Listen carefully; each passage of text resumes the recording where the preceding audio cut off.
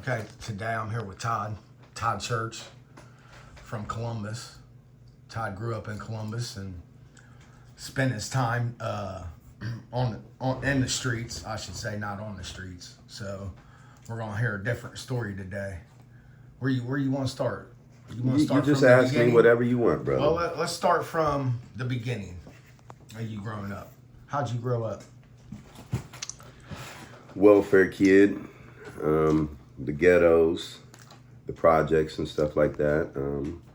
Around blacks and whites, the lower class areas, the public schooling system. My mom was a stripper. Me and my brothers, it was me and 4 brothers. I'm the oldest of 5 boys. And we was in foster homes for a few of those years. My mom ended up getting locked up in prison because of dealing with some people with cocaine in the strip club, just hooking a couple people up. So she ended up doing like 5 years in prison, and we ended up being separated from my mother. So you was in foster care? Yep. How was the families to you? Religious.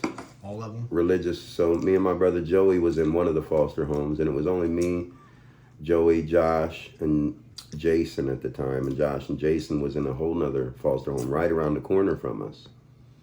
So that was cool. You got to see them though, right? No. No? It was I think it was another part of now looking back at these things, understanding what's going on. It was another part of being able to make us know how controlled we are, because them just being right around the block and me not being able to even see them, I think that it was something else that they did on purpose to make sure that we knew the control and the power that was had over top of us. So me and Joey was in the religious place, and Jason and Josh was in a more lower class area family. So when your mom got out, was she able to get you guys back? Yeah. Yep, she sure did. So that's cool that she come back for you, right? My mom is a beast, bro. That's the main reason why I have the strength that I do. These women today, and it's sad to say, but I'm going to speak it how it is, because no one else does, because you're not allowed to be a man in this world, especially a straight white man. You get the most of the bullshit, because all these women are allowed to talk shit about men, period. But women today are very fast and quick to go ahead and allow their child to become gay. You know, they don't care anymore. They're pushing it. They're praising it.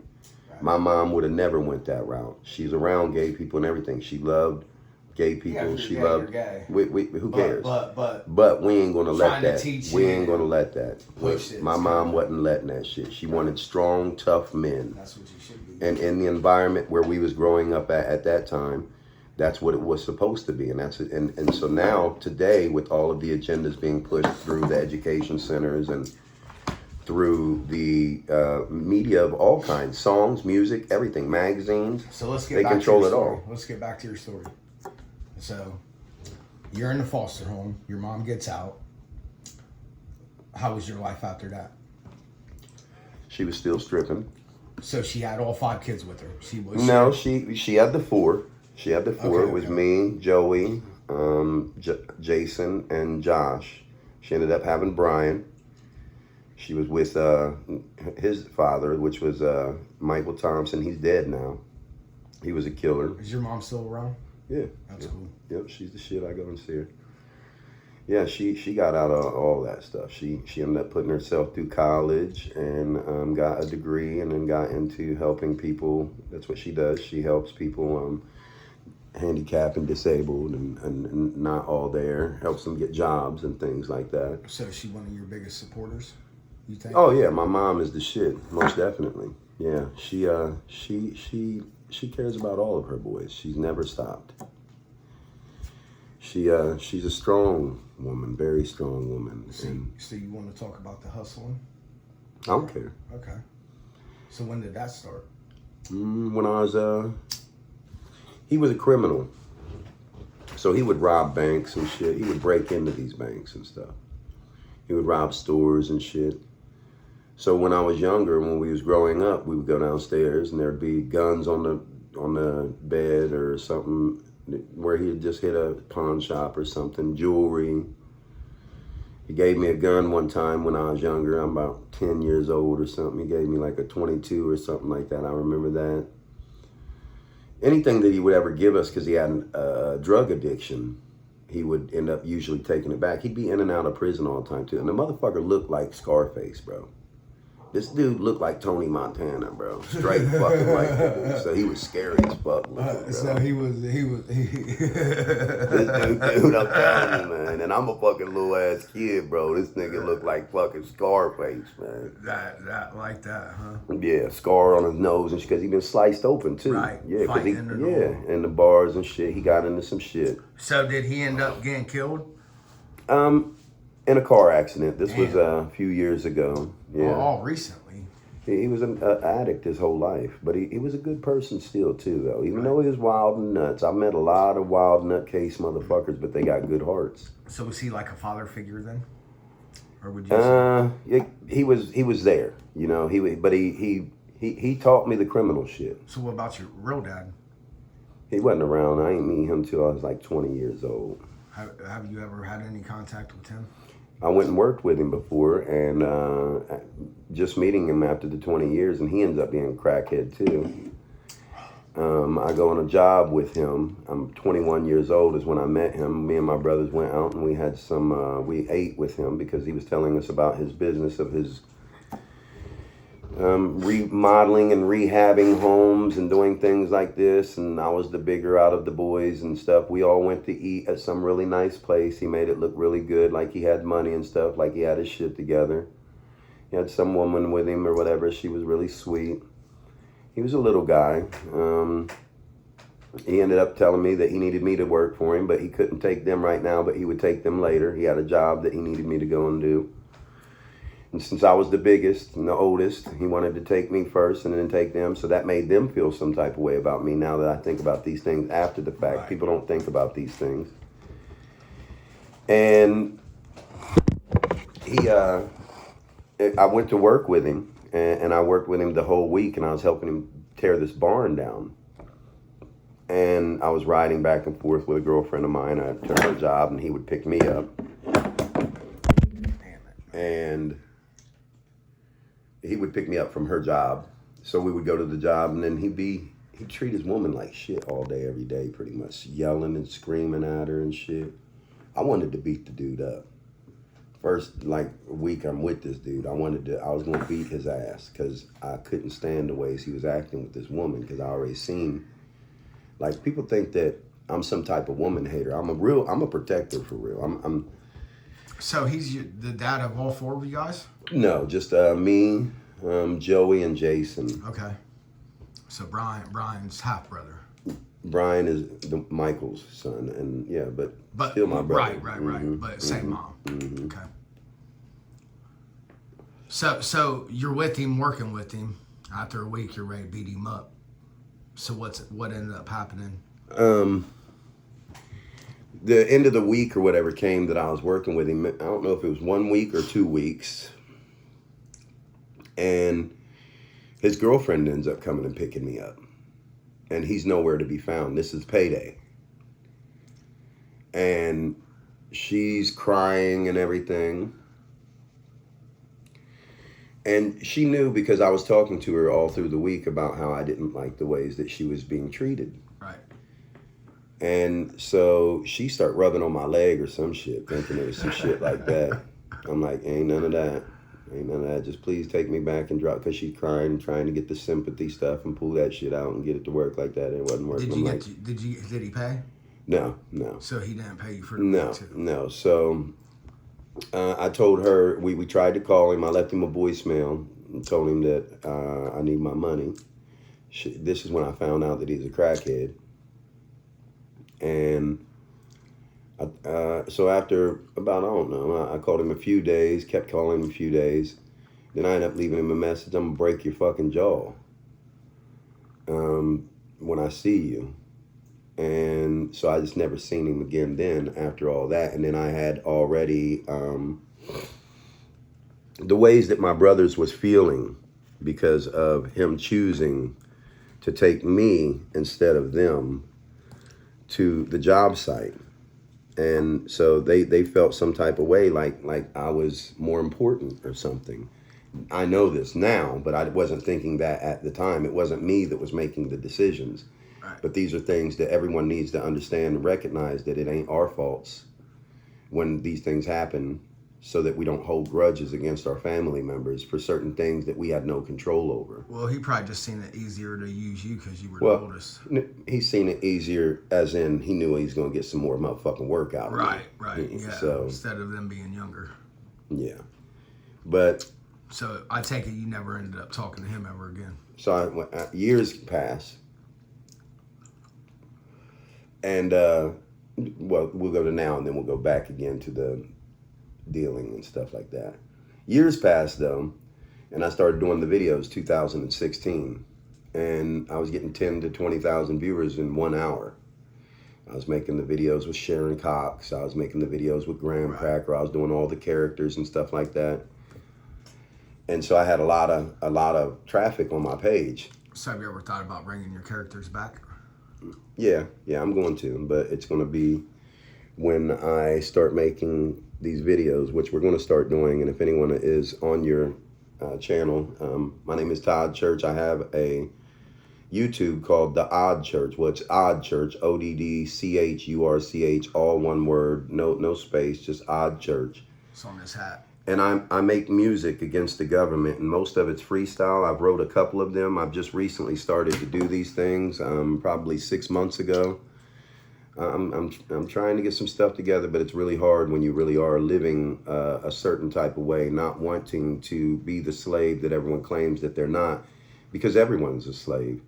Everyone that is working on all sides of whatever it is, you're getting paid the same piece of paper, no matter what fucking religion you want to believe in, out of the 4,000 plus different religions that makes you believe that yours is the truth. So what made you want to speak out about these things going on in the world?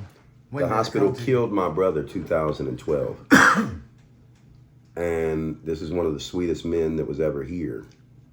He had open heart surgery, holes in his heart, 3 holes in his heart. So he was a special person. He wasn't supposed to live past a certain age. They considered that they thought he was going to be a vegetable. He had water on the brain, holes in the heart, and so he was a miracle child, is what they called him.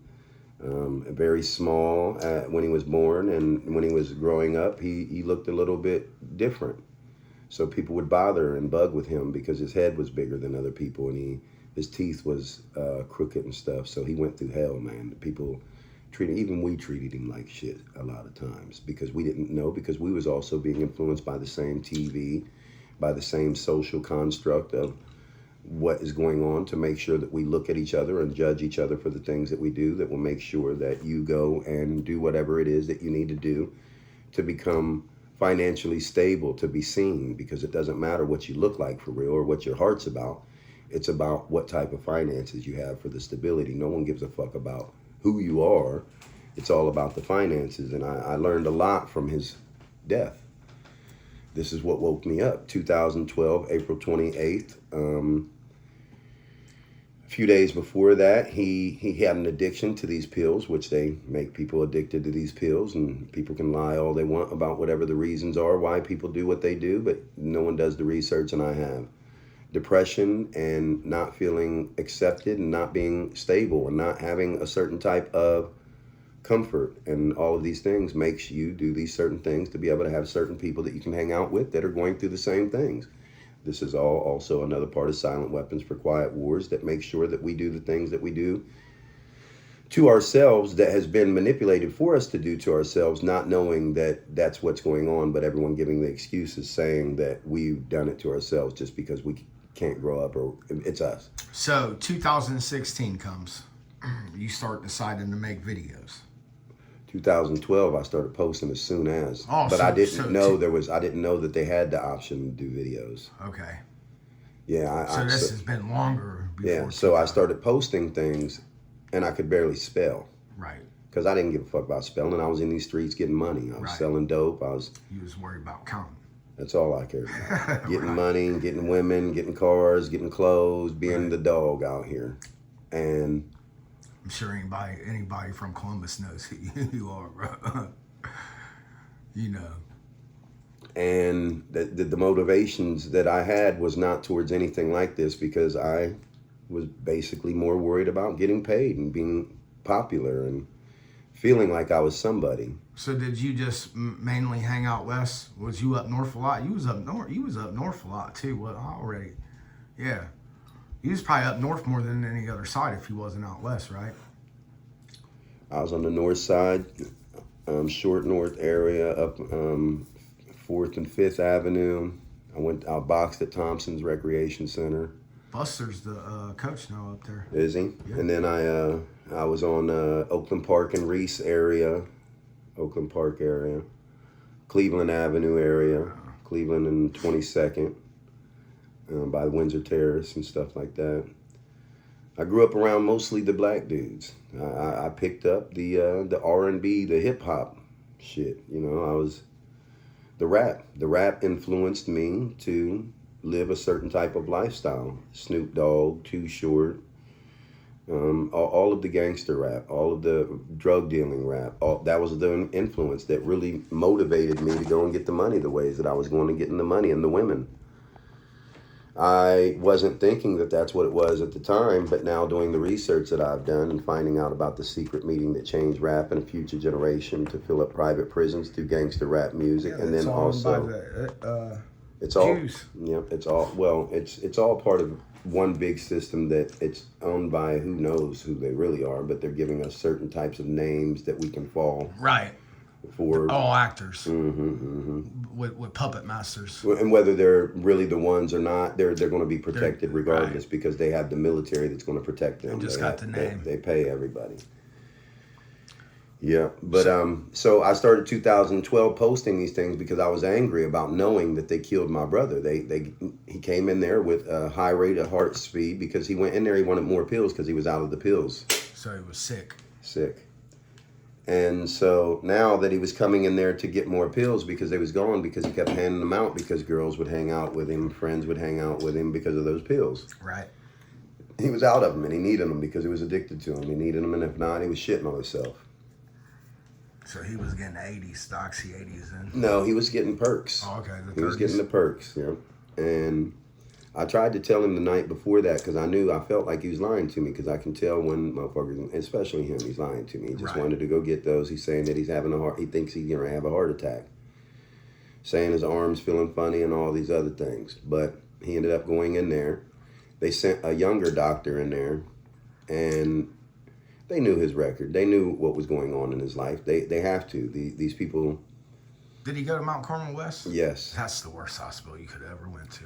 So this younger doctor gave him something because he said that he freaked out because of his heart rate. It was a high rate heart rate, and it was always like that, right, because of he had a couple holes that was still seeping.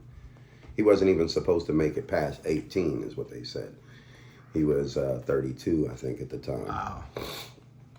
And so this doctor gave him this, and it put him in a coma. It slowed his heart down so much to where he went into a coma. So now we're all going up there and seeing him, and then ends up being days that pass, and they say that he's basically been in a coma so long, and he's not coming out. If he did, that he'd be basically a vegetable. So he was brain dead. They said this, but we wouldn't know. You would never know. At the time, right, though, we don't know shit about nothing. I never done any research about none of these things, nothing. I would have never allowed them to do that at the time. So they pulled the plug on him? Pulled the plug on him. And then my brother Joey freaked out. He went off the deep end. He went, and now his depression states and the things that whatever he was doing to himself went even deeper, and he had a reason to give an excuse to go even further. Right. For whatever the reasons why his addiction is what it is. Most people, what I see is anyone that has an addiction, they give whatever excuses that they can to keep on abusing themselves. Crybabies. And so I was making posts, and I started to figure out what I did. Though after that, I started to do research, and around this same time, that's when I got hit for the helping my dude out, and that meth lab in Valley View stuff popped up, and we went to jail for that stuff, and a lot of things happened through that. My baby's mom, her boyfriend ended up having sex with one of the girls that I ended up getting with at that time recently. I'd only been with her for a month or two or something. She was at my trailer, and this dude sneaks in the back door, basically, not literally, but while I'm in jail, and pushes up on her, and they end up having sexual relations. And this is my daughter's stepfather.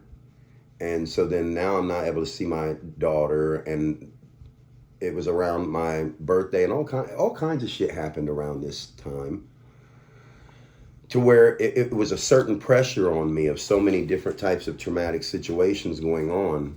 But I've been through this. When you're from the lower class areas, you're constantly going through traumatic situations, right. People dying, facts. Losing friends, just everything, man. But this fucked me up because my brother was dead now. And I was on the news for meth lab in Valley View. I remember that. And so... Yeah, had your picture on the fucking news too. And helping a friend out. And so I started to do all this research now because I felt like what's going on. So I started to research about where the drugs are coming from. I found out that the drugs are coming from the government. I started doing research about the finances. I found out that the finances is printed from these same people that are controlling the government and everything. It's all fake. I started to find out about the ways that the TV and everything is brainwashed, and education is brainwashed, and everything that we know is basically brainwashed. It started to freak me the fuck out. I'm doing research every single day, all day long. And at this time, I had 2 women living with me at this time now. Because after I got out of jail, I was like, you know what, fuck it, I'm gonna stick with this chick because she got me out of jail, because I was broke as shit right then at the time because of all the shit that fucking happened.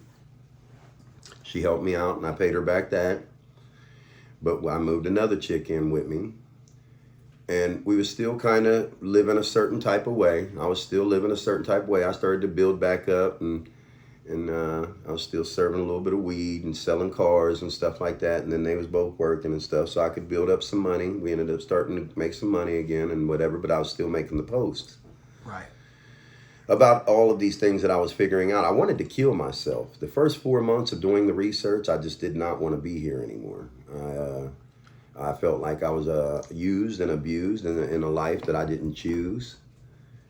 And I didn't like it. I didn't like the ways that people treated me or each other. And I didn't like the ways that we was being treated by whoever it is that's fucking us around, and you can't say nothing about it.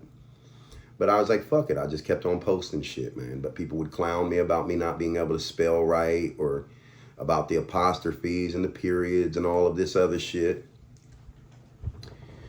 And so then one night I'm out and somebody told me and showed me live feed on that shit. And I'm like, oh, it's on now like a motherfucker. Yeah, I'm like, shit, these motherfuckers think I can't spell. You done changed your whole world, yeah. Bro. I'm like, they think I can't spell? Motherfucker, I'll take your bitch. Right. You know what I'm saying? Like, you think a motherfucker can't spell? Okay, so I got this big ass head still. Like, oh, I'm going online. These motherfuckers want to talk shit. I'm going online now. So I get online and just start running my mouth, man. And just, I kept at this. I couldn't focus on nothing else really, because I already felt like an idiot for focusing all of my time on getting their fake ass piece of paper, trying to think that I was going to build something in life. Then I found out that we own nothing. I found out that we're basically just cattle. We're a straw man. We are a legal entity that is inside of their system that we have signed with our signature to signature. A battery. Yeah, and significant sign if I can't. We've signed to contracts for their bullshit. So we're basically just walking dead. We're walking robots. Right. And every part of whatever we do for them benefits their system of control. So everything that I was doing, whether it was selling drugs, everything that I was doing, whether it was selling cars when I had my car lot, everything that I was doing, whether it was detail shop when I had the detail shop, everything, anything that any of us are doing is benefiting the whole head, the full head of the system.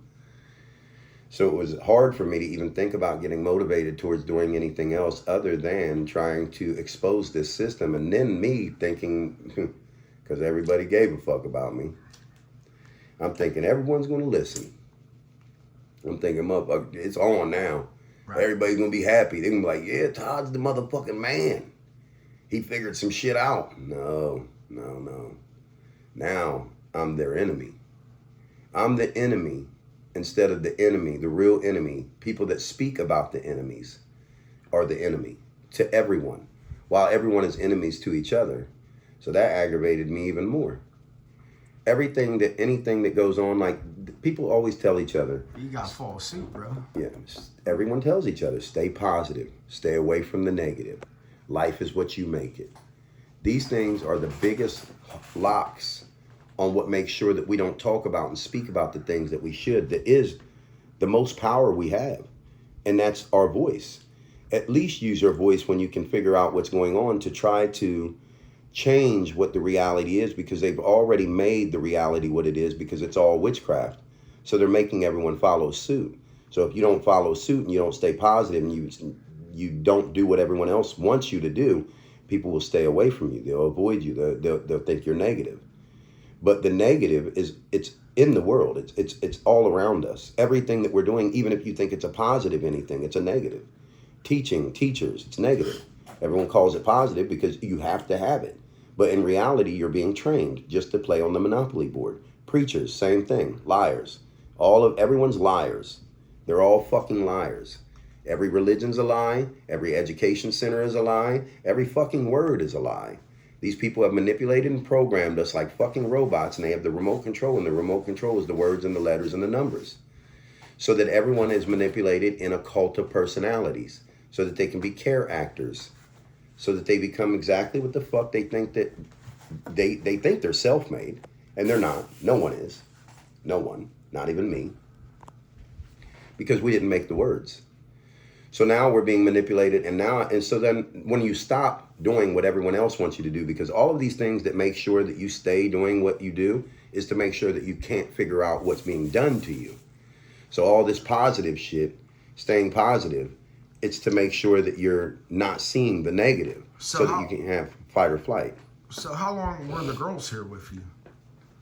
Were they here with you through all the beginning of the videos? And 2012, I was with them. I've had multiple different sets of girls that lived with me. I had 2 to 4 women at a time living with me. Okay. Because after... Do you miss it? I miss the attention. I miss the... food being cooked. Well, the affection shit, yeah. and the laughing and the good times. Right. The sweetness of a woman when they can be sweet, you know. Just having someone there, but I don't miss what I know is pretty much only out there. Bitching. I have the most peace that I've ever had. Right. But I don't know, it's being with one woman is already hard enough.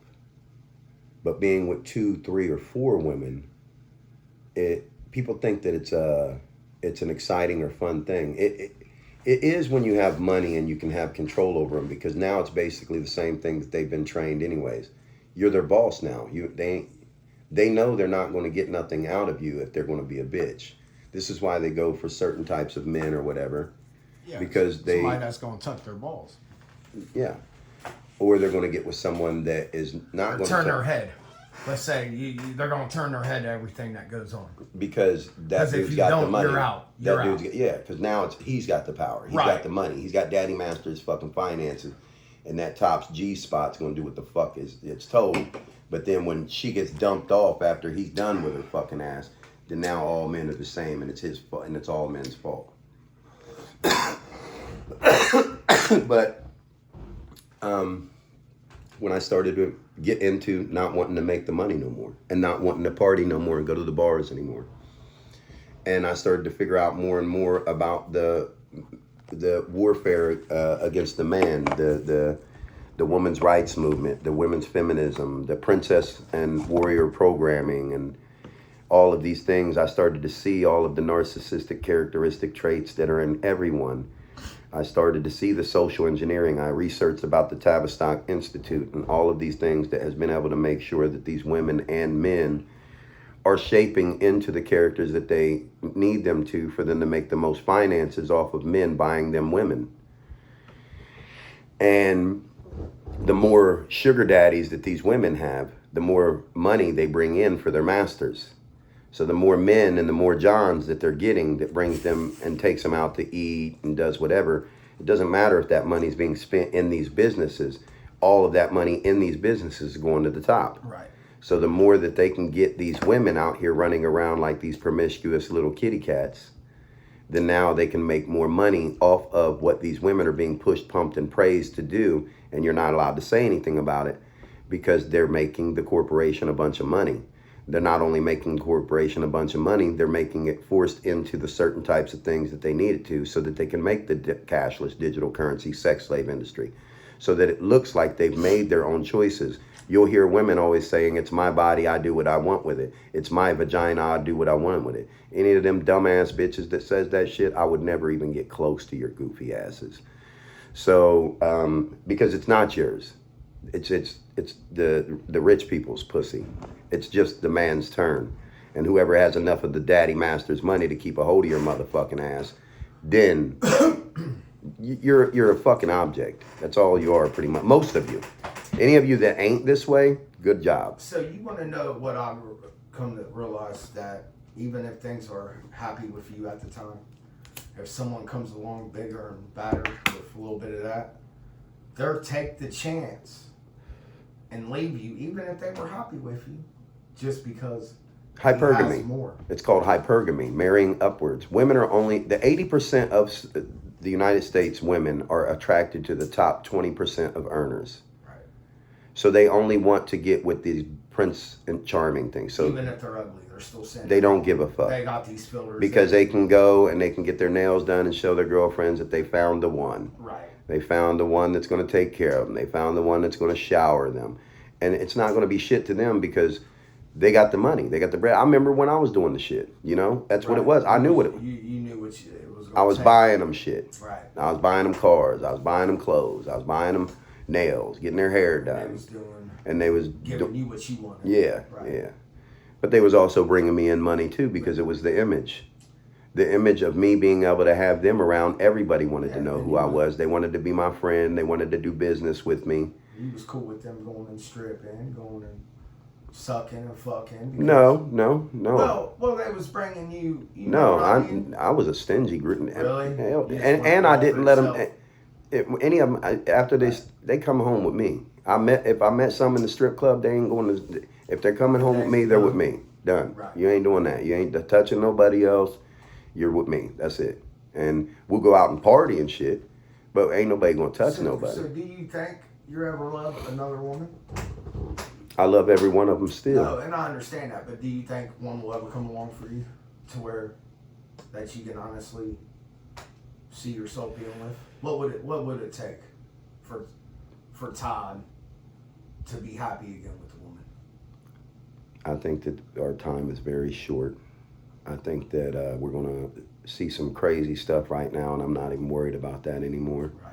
I don't need the headaches. I don't need the lies. I don't need the promises, the false promises and the hopes. I don't want to be hurt again, because men hurt way worse than women, but you're not allowed to say that neither, because we already know what our value is.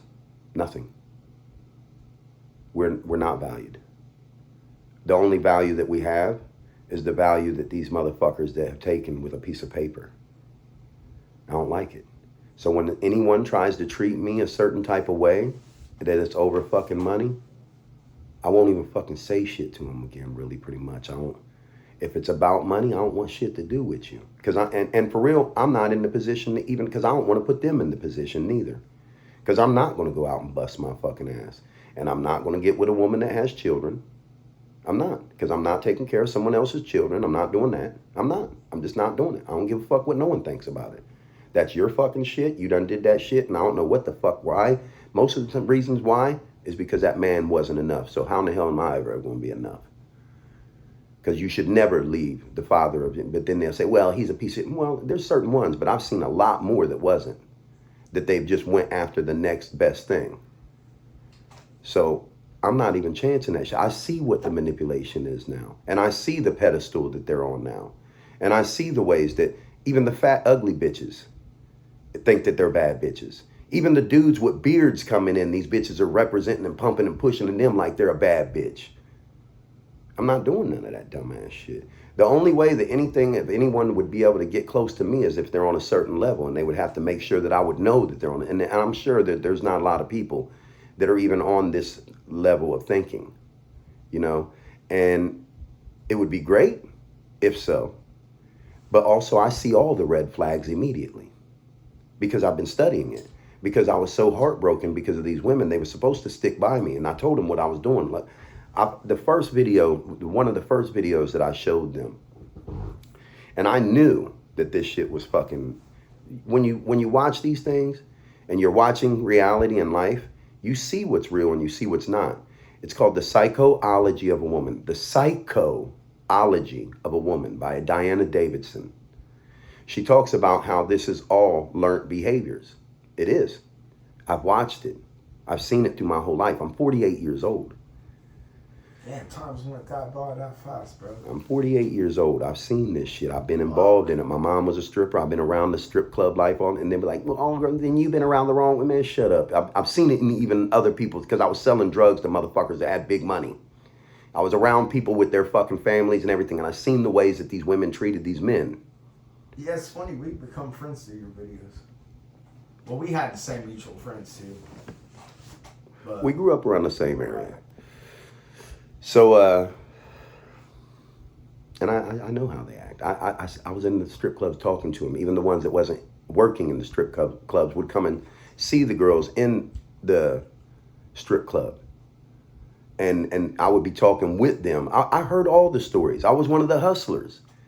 I was fucking certain women that had husbands.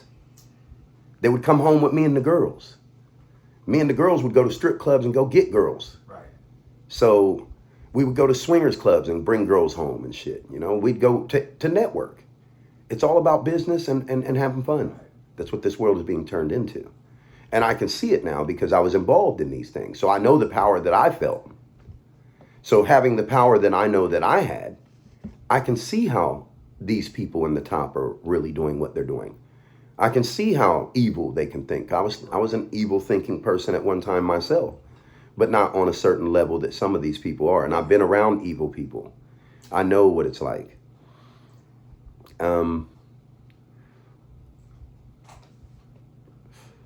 So before we wrap this up, because I do gotta go. Yeah. Plus, I'd like to talk to Tim before we leave. Yeah, most definitely. Yes, I can, Soraya. Your last message. What would you like to share before we go? What would you like to share? If you're a racist, you're fucking stupid. The only thing that you should be racist against is that dollar bill. Everyone's getting fucked. We are the 99.99.9%, and there's 0.00001% of the population that is controlling the 99.99.9%. Care about each other. Hug your kids. Care about everyone. Anyone that... It's not about money. Money is what stole everything. Money stole love. Money stole relationships. Money stole our lives. And if everything is built on a paper foundation, for you to relay or shun information in your relationship, you better start paying attention to what's going to be taken away from you in the future. If they go digital, they will dig it all. You break down the words digital, it's dig it all. By that meaning, tops backwards is spot. Tops, G, spot. They've marked their territory. They're coming after the children. They want cashless digital currency sex slaves. No one's speaking up. The women are helping to push and promote it and teach the learned behaviors and protect all of these things and positivity, toxic positivity. And if you say anything about these things, then now you're negative and you're low vibration. The highest vibration is that fire burning inside of you of the anger and the pains. Anger and pain is what teaches you love. It ain't all this sweet, nice, happy, positive shit. This is why women can leave a man so easily. because they're always bubbly and happy, positive, no matter what, when they are, because you better keep them that way. Happy wife, happy life. If you don't keep that woman happy, you ain't going to be happy. So everyone better baby that motherfucker. So while they're babying that motherfucker, they're twerking. And positive. That's positive. Twerking, don't fuck up their fun. That's positive. They're teaching and grooming. They are grooming the children. Anyone talking about it's your body and you do what you want with it, you're grooming. Anyone talking about body positivity, you're grooming. Anyone talking about it's art for you wanting to be fucking naked, you're grooming. Anyone online trying to show your fucking breasts and titties and make these certain quotes and shit talking about this is nice and sweet and everything, you're grooming. You're a fucking liar and you're a fucking whore. And you're teaching your fucking kids to be a fucking whore. You fucking whores. So, would you like to plug in your channel again? Todd Chuch on YouTube. And you better be ready for that music because I'm fucking going in about the whores too. And I'm sorry that you are. I love you. I care about you. How can they find you on Facebook? Todd Chuch. I have a couple pages on there. It shouldn't be very hard to find. Well, they don't let a lot of people watch my videos. They don't let a lot of people find my page because there's not a lot of real fucking men out here anymore. Well, man, I appreciate you being part of Surviving the Streets. We're going to post you. I love you, man. And I appreciate it. You know, this is actually the longest running video. I love you, brother. You know, everybody, this is Todd. I'm sure we're going to talk to him again. I will post this to my channel, and then, you know, you can go follow him and listen to his music. You know, he puts a lot into his work, and talking to people. All day, every day. I don't work for the governmental. I work to try and earn ours back. And you women, any of you women that really think that I'm a piece of shit, you don't know me. I'm just a vulgar person, and I'm more worried about you than you are yourself and your children. There's no real men left because you've done fucking been programmed to think that you're real, more real. Everyone's fucked up. I just released a song last night that it basically explains it. I'm not picking a side. What's the song's called? Give us the last three. Boy Girl is the one song, and then Black and White is the other song, and then ABC 1 2 3 is another one. I speak nothing but against the government, and most of my songs are freestyle, but I am starting to write. We will have music videos coming out. We're going to start doing skits, and we're going to try and make some movies and stuff like that too, and merch, hats. This is handmade, well, hand drawn, but I'm just trying to do whatever I can to put back into whatever it is, and it's not the same as it was before because I don't work for the same people that everyone else does while they claim that they work for their fucking master, God, in trembling fear so that they can be obedient to someone that's killing them. I work for us. Well, I appreciate you, bro. We're going to have you on again soon, so maybe we'll get into some deeper stuff. I love you, brother. All right.